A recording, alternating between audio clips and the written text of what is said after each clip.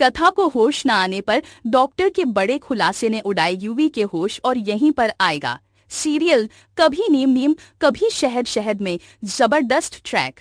जी हाँ दोस्तों, सीरियल के अपकमिंग ट्रैक में इमोशंस, सस्पेंस और ड्रामा का जबरदस्त संगम देखने को मिलेगा। कहानी की शुरुआत होती है यूवी और कथा के बीच बढ़ती गलतफहमियों से। मिसअंडरस्टैंडिंग इस कदर बढ़ जाती है कि यूवी गुस्से में आकर तेजस को मार देता है और यहीं से तेजस की कहानी में एंट्री होती है एक खतरनाक प्लान के साथ।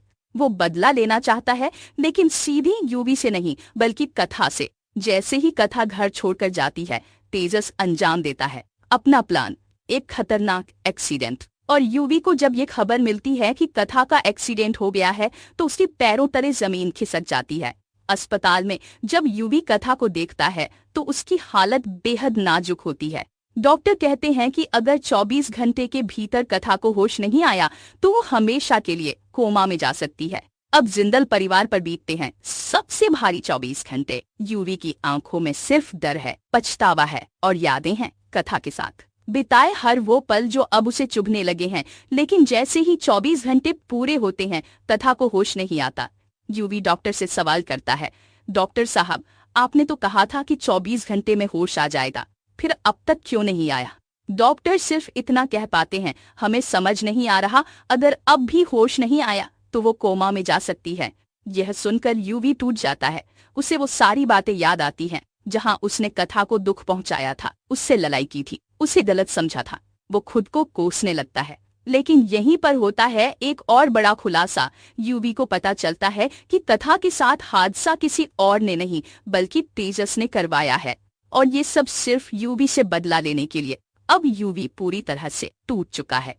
वह कथा के पास जाकर फूट फूट कर रोता है और कहता है, कथा प्लीज मुझे माफ कर दो, मेरी वजह से तुम्हारी ये हालत हुई है। इसके बाद यूवी करता है एक बड़ा फैसला। वो कथा के लिए करेगा एक कठिन पूजा। पंडित जी उसे पूजा के फूल देते हैं और कहते हैं, इन फूलों को अपनी पत्नी के सिर पर रखिए, भगवान चाहे तो चमत्कार हो सकता है। अब यूवी नंगे पांव मंदिर से हॉस्पिटल तक चलता है। घर वाले हैरान रह जाते हैं। जो यूवी कभी कथा से बात भी नहीं करता था, वो आज उसके लिए जान देने को तैयार है।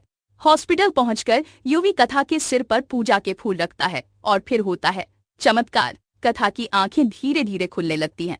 यूवी की आंखों में आंसू आ जाते हैं, पर इस बार ये आंसू दर्द के नहीं, राहत और खुशी के होते हैं।